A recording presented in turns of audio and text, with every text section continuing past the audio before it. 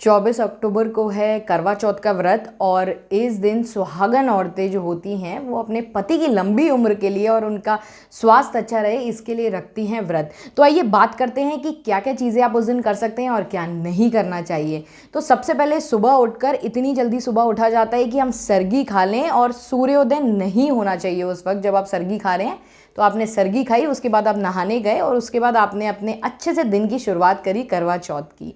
वैसे तो ये व्रत निर्जला रखा जाता है, लेकिन अगर कोई प्रेग्नेंट लेडी है या फिर अगर तबीयत खराब है बहुत ज़्यादा कि आप निर्जला नहीं रख सकते, तो देखिए कम से कम आप फल तो खा ही सकते हैं। हमें इतना ज़्यादा स्ट्रिक्ट नहीं रहना चाहिए कि हमारी खुद की ही तबीयत ख़राब हो जाए। अगर हमारी खुद की ही तबीयत ख़राब हो जाएगी तो हम अपने पति का ध्यान कैसे रखेंगे। तो देखिए कोशिश करिए निर्जला रखने की, नहीं रख पाएँ तो इतना ज़्यादा परेशान होने की बिल्कुल भी ज़रूरत नहीं है। आप कम से कम फल तो ले ही सकते हैं।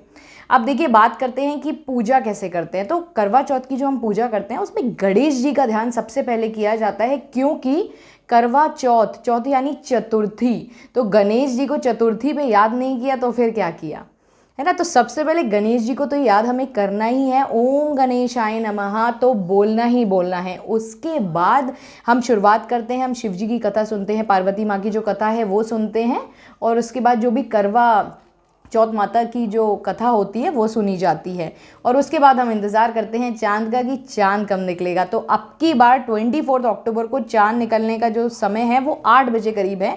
वैसे तो अक्सर यही होता है कि करवा चौथ पे बादल छा जाते हैं, कुछ ऐसा होता है, लेट ही निकलता है चांद, लेकिन फिर भी जो एस्टिमेटेड टाइम है वो 8:11 के करीब है कि तब चंद्रोदय हो जाएगा। तो देखिए जो पूजा का शुभ समय है वो है 6:55 PM से 8:51 PM तक, उस बीच में आप पूजा कर सकते हैं और जब चांद निकल आया तो आपको अर्घ देना है। चंद्रमा को जब हम अर्घ देते हैं, जल चढ़ाते हैं, उसके बाद हम एक जाली रखते हैं अपने पास, एक छलनी रखते हैं, छलनी में दीपक सुंदर सा सजा के रखते हैं। उसमें सबसे पहले हम चंद्रमा को देखते हैं, फिर पति को देखते हैं। कहा जाता है कि जब दीपक की रोशनी से आप पति को देखते हैं तो उनके ऊपर कोई भी अगर बुरी नज़र होती है पति के ऊपर तो वो उतर जाती है। और अगर आप बहुत परेशान हैं कि अरे हमारे पति तो बाहर गए हुए हैं, आउट ऑफ सिटी हैं, आ नहीं पाएंगे, तो हम क्या करें, कोई बात नहीं, आप उनकी फ़ोटो ही देख लीजिए छलनी में से, तो और मन में ये सोचिए कि हाँ वो साक्षात खड़े हुए हैं। तो देखिए एनर्जी फॉलोज थॉट, तो अगर आपने ये थॉट लगा लिया तो बिल्कुल उनके ऊपर जो भी बुरी नज़र होगी वो उतरनी ही उतरनी है। अब देखिए बात करते हैं कि इस बार का जो करवा चौथ है वो इतना इम्पॉर्टेंट क्यों है। इस बार एक तो संडे है यानी कि रविवार है, सूर्य देव की कृपा बरस रही है और इस दिन रोहिणी नक्षत्र में चंद्रोदय होगा।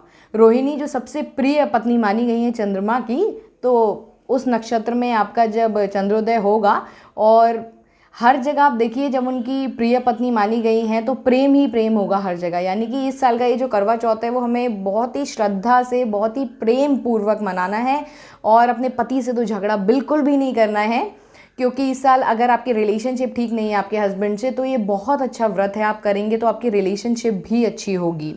क्योंकि जैसा कि मैंने कहा ना, ये बहुत शुभ मुहूर्त आया है, 4-5 साल बाद आया है ऐसा मुहूर्त।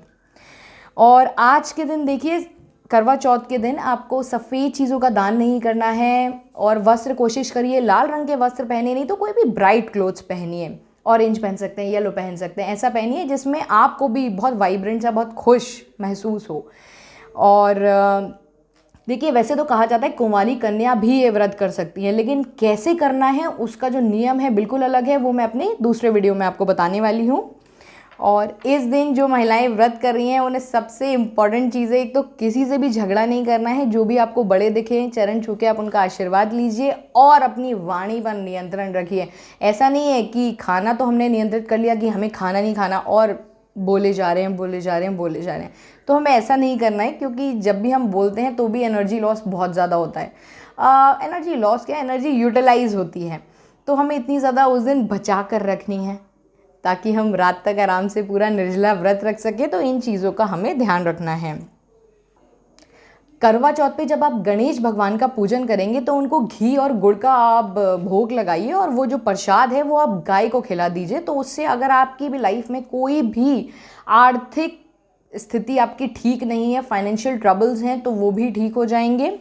और जब आप चंद्रमा को अर्घ दे रहे हैं तो देखिए कुछ कुछ महिलाएं हैं जो उस समय अगर पीरियड्स हैं वो पूजा नहीं कर रही, कोई ऐसी वजह है, तो आप सीधे चंद्रमा के आप पास जाइए। आप अपने टेरेस पे जाते हैं, बालकनीज़ में करते हैं, तो आपने चंद्रमा को अर्घ दिया और वहीं पर ही आप हाथ जोड़ के सारे मंत्र बोल लीजिए जो इस दिन के लिए बहुत ज़रूरी होते हैं, जैसे कि ओम गणेशाय नमः, ये गणेश जी का मंत्र हुआ। ओम नमः शिवाय, शिव जी का मंत्र।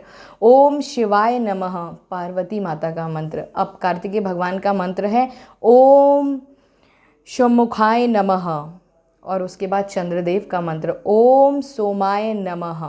तो इस तरह से आप ये सारे मंत्र बोलिए, अर्घ दीजिए, अपने पति के दर्शन करके छलनी से उनके चरण स्पर्श करिए, वो फिर आपको जल पिलाएंगे और उसके बाद फिर जैसे हम खाते हैं, आप जो खाना है वो आप खाना खाएंगे। और जब आपने खाना बना लिया है उसका भोग भी आज के दिन पार्वती माता को, शिव जी को लगाया जाता है।